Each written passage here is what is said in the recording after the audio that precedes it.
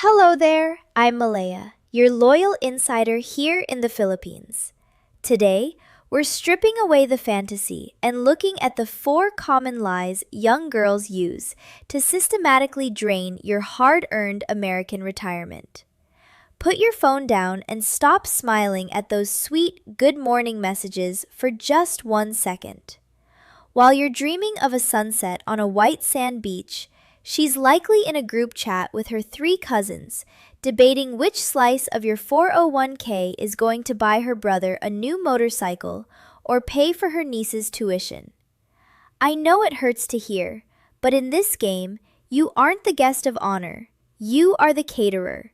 You're the one paying for the table, the music, and the buffet, and the moment the food runs out, the party ends. If you're looking for a fairy tale where age is just a number and money doesn't matter, close this video right now. You're too soft for the truth I'm about to serve. But if you're a man who values his dignity and wants to protect the wealth it took 40 years of hard work to build, then listen closely. I'm breaking the sisterhood code to show you the exact scripts used to turn a Western gentleman into a walking ATM. By the end of this, you'll know exactly how to spot a 40-second lie before it costs you $40,000. Your retirement and your pride depends on you knowing what she's really saying when she says she loves you. I know why you're really here. You've seen the photos, the swaying palms, the turquoise water, and that girl with the shy, mahogany eyes who looks at you like you're the only man left on earth. You think you finally found a place where a man of your stature and experience is actually appreciated. But let's be brutally honest for a moment. That postcard version of the Philippines? It's a stage play. It's a beautifully crafted illusion designed specifically to catch Western eyes. You are sitting in the front row of a theater, but you're the only one who doesn't realize the actors are reading from a script written decades ago. Behind those sweet "I miss you" messages is a world of crushing debt, a family of 15 sharing a single roof, and a cultural pressure so heavy it would break most men. To many of these girls, you aren't a soulmate. You are a strategic exit plan. Now, take a deep breath, because I'm not telling you this to mock you. In fact, it's the opposite. It isn't your fault that you fell for the dream. Back home, you've been made to feel invisible. You've survived the cold, transactional nature of Western dating, where your age is treated like an expiration date. Then you land in Manila, and suddenly, you're the guest of honor at the fiesta. It feels incredible to have that saucy energy back in your life, to feel respected and desired after years of being told you're past your prime. I understand the deep, quiet exhaustion of looking for a genuine connection and only finding cold shoulders. You are an honest man who believes a woman's word has weight. You come from a world where "I love you" is a sacred promise, but here it's often just a survival tactic. I see your heart, and I see the 40 years of sweat you poured into your retirement. You deserve a companion who values your soul, not just your balance sheet. You've been the caterer for far too long, paying for a feast while everyone else eats your profit. It's time we put you back at the head of the table, with your eyes wide open. To help you navigate this, I want you to picture a traditional Filipino fiesta. It's loud, colorful, and smells like roasting pig. You arrive and are immediately ushered to the head of the long wooden table. Everyone is smiling, the music is playing just for you, and the prettiest girl in the village is peeling your shrimp. You feel like the guest of honor, don't you? You think this celebration is a tribute to your charm and your silver fox energy. But here is the cold splash of water. In this scenario, you aren't the guest of honor. You are the caterer. In the West, when you take a woman out, you're paying for a shared experience between two people. But in the Philippines, dating a girl from a humble background is like opening a pop-up restaurant where the entire village has a lifetime reservation. You aren't just buying her a cocktail, you're unknowingly paying for the chairs everyone is sitting on, the electricity running the karaoke machine, and the tuition for the cousins standing in the corner. You see, our culture isn't built on individual romance like yours, it's built on collective survival. To her family, a daughter finding a Western man isn't a love story, it's a successful business merger. They see you as the CEO of a multinational relief fund. If you don't understand this distinction, you'll keep wondering why your soulmate is constantly worried about her brother's broken motorcycle while you're trying to hold her hand. You think you're at a private dinner for two, but you've actually signed up to host the biggest buffet in the province. Once you realize you're the one wearing the apron and holding the check, the game changes. You stop being a victim and start being the manager. Now, let's get down to the gritty details. If you want to stop being the caterer and start being the man in control, you have to recognize the hospital script. This is the first and most common lie: the emergency health crisis. You're sitting at home in Florida or London, enjoying a quiet evening when your phone pings. It's a photo of an old woman in a plastic chair, looking miserable, followed by a wall of text about Lola having a sudden heart palpitation or a roof that just collapsed during a light breeze. Here is the hidden truth. In the Philippines, the grandmother, or Lola, is the ultimate emotional nuclear weapon. She is the leverage used to test your overtime pay limits. My sisters aren't necessarily evil. They are tactical. They know that a Western man's greatest weakness is his desire to be a hero. They aren't asking for a handout. They are offering you the chance to buy a hero subscription.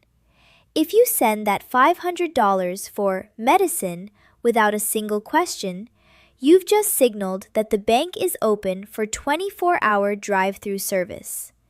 I've seen girls use the same photo of a leaking roof for 3 different men in the same week. It's a standardized test to see how much saucy energy you're willing to trade for a little peace of mind. When this happens, don't be the nice guy, be the boring guy. Ask for a photo of the doctor's signature and an itemized receipt from the pharmacy. If she gets angry or says you don't trust her, that is your confirmation that the only emergency is her dwindling bank balance. A woman who truly loves you will understand that a man of your experience didn't build a retirement by being a fool. Tell her you'll pay the hospital directly over the phone. Watch how fast that life-threatening cough disappears when she realizes she can't skim the cream off the top. This leads us to a trap that is much more subtle and hits you right in the ego. The "I've never felt this way before" lie. She's 22, she's gorgeous, and she's telling you that you are different from all the other guys. She says your age makes you wise and stable, and that she finds young Filipino men too immature. The cold reality? You are being sorted into a category, not a soulmate. To her, you are a Western gentleman.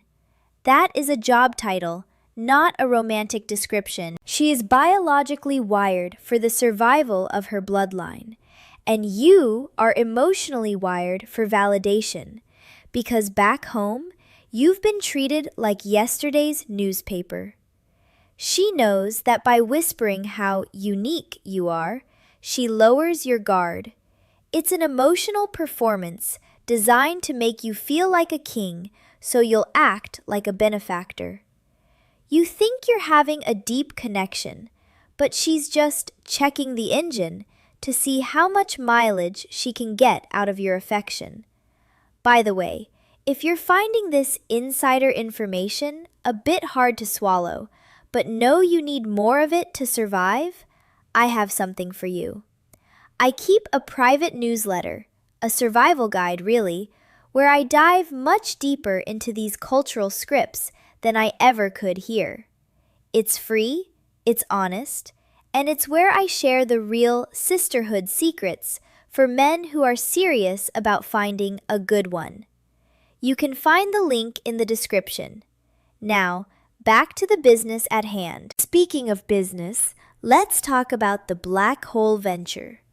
This is when she says, Malaya, if you just buy my brother a tricycle or help us open a sari sari store, we will have our own income and I'll never have to ask you for help again.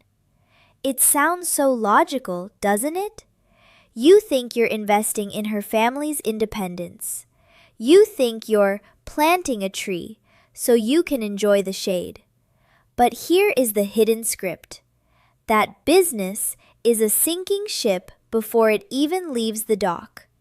The tricycle will miraculously break down in 2 months, or the sari sari store will run out of stock because the entire neighborhood was given credit they'll never pay back.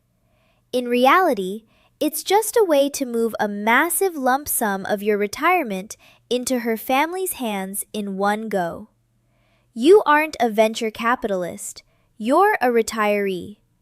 Don't play Shark Tank in a village where the sharks are her cousins. If you want to help, give her a strict budget for her own education, something no one can take from her. But never, ever invest in a business for a brother you've only met twice. You aren't watering the mango tree. You're just throwing buckets of cash into a dry well. Finally, we have the most dangerous lie of all, the saint strategy. This is when she tells you, I'm not like those other girls who only want your money. She'll even point out other women in the mall and call them gold diggers or social climbers. She's building a false wall of trust. By criticizing the greed of others, she's making you feel lucky to have found a virtuous one. This is a psychological muzzle. Once she has convinced you she's a saint, you'll feel like a monster forever saying no to her later. You'll think, she's so good to me, how can I deny her this small request? She's playing the long game, using her modesty as a shield to hide her ultimate goal, total financial integration. A girl who truly doesn't care about your wallet won't feel the need to constantly remind you of it. Watch her actions, not her critiques of the bad girls. If she spends more time talking about how pure her intentions are than she does actually caring for your needs, she's just a better actress than the ones at the mall. If you thought that was a lot to handle, wait until you hear how the broken mirror works, because that's where the real heartbreak happens.